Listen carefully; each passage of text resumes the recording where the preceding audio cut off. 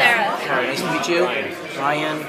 Trevor. Sheena. Nice to meet you. Brianna. Nice to meet you. Genevieve. Genevieve. Ooh, I like that. Jenna. Jenna, nice to meet you.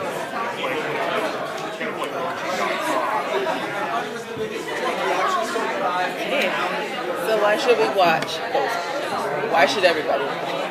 It's just a great combination between cast and storytelling, and it's eerily compelling. It draws you in and doesn't let you go. There's lots of twists and turns and just brilliant performances by this magnificent cast.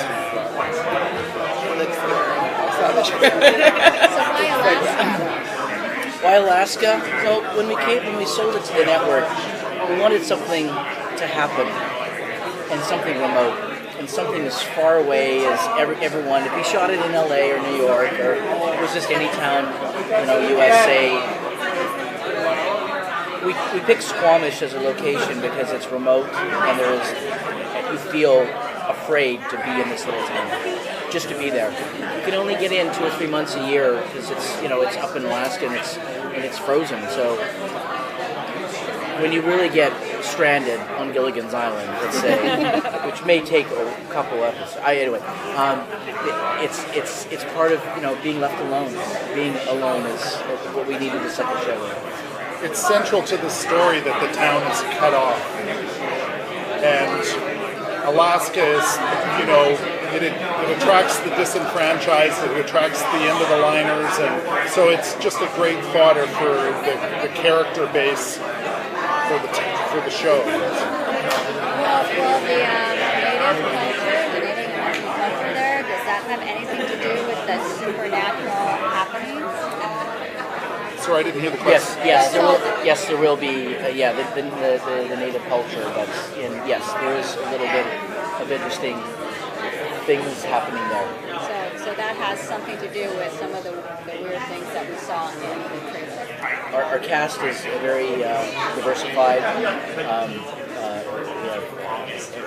Every race, color, creed involved in this little town, and certain nationalities do come with a little bit of spiritual enlightenment, I'd say. So what sort of protagonist is Roman? Roman's extremely interesting as a protagonist because he has abilities and sensory abilities that are different from everybody else. Roman sees the spirit world, and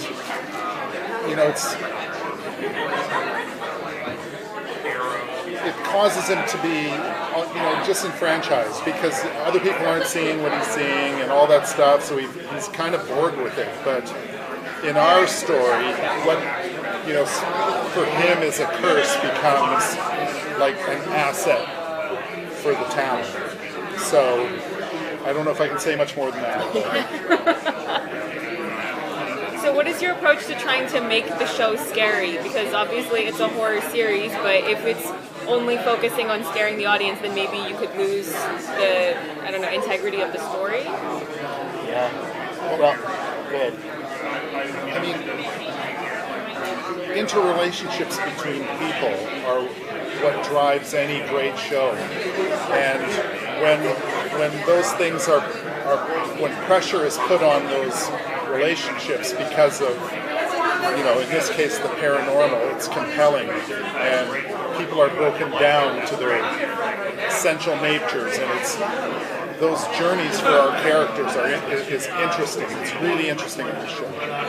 We have such a good cast. And without going into detail, our fear is personal. Our scares are personal. So certain things that happen to certain characters only happen to them. So if you think about what are you afraid of, like what's your fear of dying, or what's your fear, growing up? It's an individual thing that will touch on our characters, and I think will relate to the audience. So it's very personal.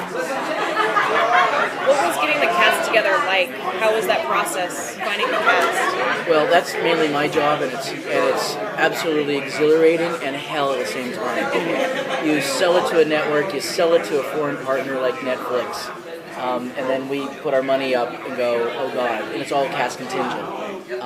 But to me, it's something that I truly enjoy. As soon as that pilot script comes out, Mike and I sit down and we go, okay, who do we think should be in these parts, and then of course it's sharing it with our network and our foreign partners. And as a studio, we go out, and you could go out to 10, 12, 14, 20 people before you get someone. But I have to say the casting process in this show, we got all our #1 choices except for one. That's awesome. Every single person that's on our cast was the very first offer we made, and they came there, except for one. One role was tougher. And that's a tribute to Chad's relationships to agents and all that stuff, and also a tribute to the scripts and what's coming out of the writing room, and it's that combination that really pay dividends for the show.